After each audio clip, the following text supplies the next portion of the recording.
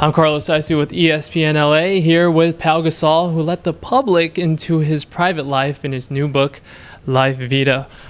Pau, one of the goals in your book is to show that you're a normal human being. How normal is a 7'1" Spaniard who plays for the Lakers? I guess not too normal, but you still do a lot of the things that everyone does, and you still feel a lot of the feelings that most people do. So it was just a way, I think, to connect better to the public and with the public and my followers and fans, and also to be able to impact them in a positive way, and hopefully inspire them and motivate them and give them just a positive outlook on life. Is there anything in the book that you feel your fans would be surprised that you do? You're just like them, right? But I mean, to a certain extent, I mean, in a lot of ways, we all have similar way of being and acting. Obviously, my profession and situation kind of dictates a little bit of my behaviors and conditions, but my way of loving my family and loving the people that I surround myself with, and just the little things in life, it's what really matter too. So, and also showed how to be able to deal with certain situations that maybe the public wondered. So yeah, a little bit of everything. I think it has a lot of insight and a lot of juice in it. You mentioned family. Mm-hmm. Now, family is very important to you. It is to me as well. How important is it for you to be a role model, especially with your brother Mark in the NBA and following in your basketball footsteps? It's great. It's really important. That's also why we created our own foundation, and the proceeds of this book will go to the Gasol Foundation. So we just want to continue to have a great impact on kids, on the future, on the present, and just leave our mark and hopefully inspire other athletes and people that can actually make a difference and lead their communities into grow better and healthier and take care of the needs that are existing at this point. What are the goals of the Gasol Foundation, and how did it come about? Well, we're trying to empower kids to live healthier lives, and that's kind of the message of our foundation through exercise and through healthy nutrition. So that's Mark and I collaborate with different organizations, and we will continue to do that with UNICEF and hospitals, St. Jude, and so forth. But we wanted to have something more of our own. We want to create something more personal that we would be in control and we would be devoted to. That's how it came about, and that's we're truly excited to get it moving and keep it growing. You mentioned your brother Mark. There's also another brother out of blood that you mentioned in the book. Yes. Your relationship with Kobe Bryant. Mm-hmm. How did that relationship turn into a brotherhood from 5 years ago, 2008, to now, 2013?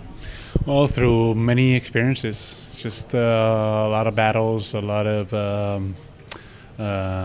great times and stressful times. Just going through what we've been through as a team, as teammates and friends. That's what creates that bond that we built with all this time. How did you feel when you read the foreword that Kobe wrote about him? If he had his brother, it would be you. Well, I felt touched. I felt very touched. His words. He's not the type of guy that opens up and talks about feelings like this very often, and so it was a huge compliment and very touching for me to be able to read those words, because I did pretty much all the translation of the book from English to Spanish. So I worked on every chapter and translated everything into Spanish. So I had to translate his foreword into Spanish, just like Phil's and Juan Carlos's. Well, it's very interesting. I find the timing of the book, where it comes in a year in off season that was pretty in a very vulnerable time. Yeah. You were hurt. You had plantar fascia. You had the fast technique. How was that? Was it tough? Yeah, it was tough. It was a difficult year, no doubt about it. And the injuries were unfortunately a big part of it.